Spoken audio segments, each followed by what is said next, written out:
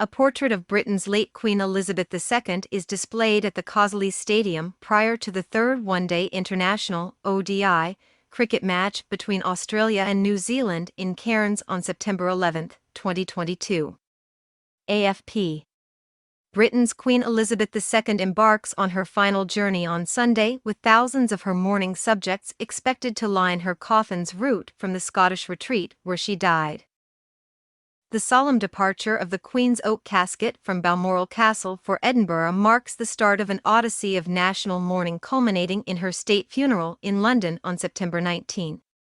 Her journey begins a day after her son Charles III was formally proclaimed king, and after her warring grandsons William and Harry, and their wives Kate and Meghan, briefly reunited for a walkabout. A hearse carrying the coffin of Britain's longest-serving monarch will make a 6-hour journey through Scottish towns before arriving in Edinburgh, where it will rest for 2 days so people can pay tribute. The king himself will then travel to Edinburgh on Monday for a prayer service, before the body of the Queen, who died at Balmoral on Thursday aged 96, is flown to the capital on Tuesday. She will then lie in state for 4 days in an event expected to draw at least 1 million people, ahead of a funeral set to be watched worldwide and draw numerous heads of state. "We are living in history right now," said Laura Burns, 49, who was planning to try to see the Queen's coffin passing in Edinburgh after coming to the city because her son is starting at university. "It's a very respectful atmosphere," she told AFP. Show of unity. While Charles's accession has pushed Britain into what newspapers have called the New Caroline era, Britain and the royal family are still coming to terms with the end of the Elizabethan age. Prince William broke his silence with an emotional tribute to his beloved granny on Saturday. "She was by my side at my happiest moments. And she was by my side during the saddest days of my life," said William, who has now become the Prince of Wales. But the Queen's death also brought a surprise show of unity from William, 40, and his younger brother Harry, 37, when they emerged with their wives to speak to well-wishers outside Windsor Castle, near London. The sight of the two couples who have barely seen each other since 2020, together even if they separated to speak and shake hands with different sides of the cheering crowds, will likely spark rumors of a reconciliation. The picture of the 4 royals was splashed across the front of the Sun newspaper on Sunday with the headline "All for One." Senior royals, including the Queen's children, Princess and Princes Andrew and Edward and their families, also inspected flowers outside Balmoral, where they have remained since the Queen's death. The Queen's coffin, draped with a Scottish royal standard and floral wreath, has been kept in Balmoral's ballroom and will be carried to her hearse by 6 estate gamekeepers. Many people. The symbolism of the Queen's last journey will be heavy for a nation that has strong royal connections, but where there is a strong Scottish independence movement intent on severing the centuries-old union with the United Kingdom. The cortege will leave at 10 a.m., 9 o'clock GMT, then weave through Aberdeen and Dundee before reaching Edinburgh at 4 p.m.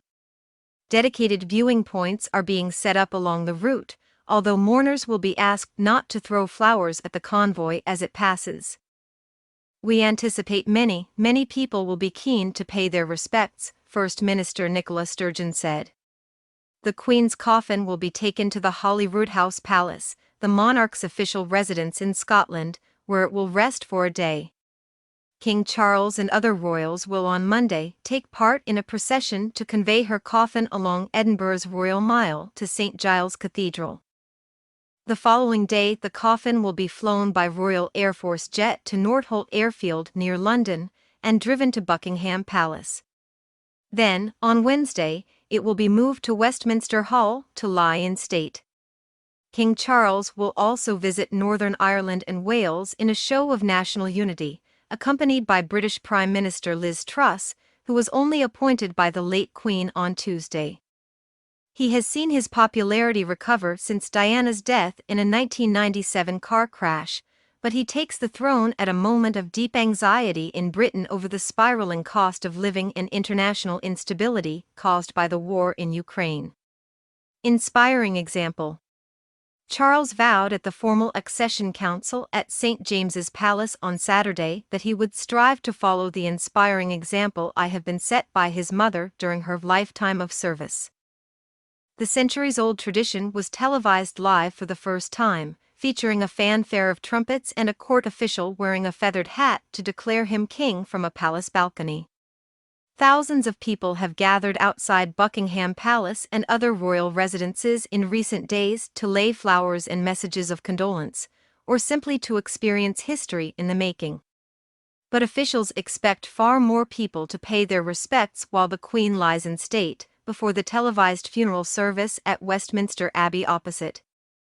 The funeral for the Queen, who came to the throne aged just 25 in 1952, will be attended by national leaders including U.S. President Joe Biden, Australian Prime Minister Anthony Albanese, and possibly Japanese Emperor Naruhito.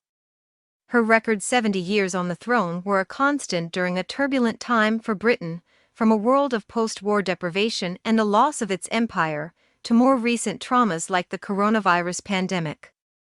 Charles's coronation, an elaborate ritual steeped in tradition and history, will take place in the same historic surroundings of Westminster Abbey, as it has for centuries, on a date to be fixed.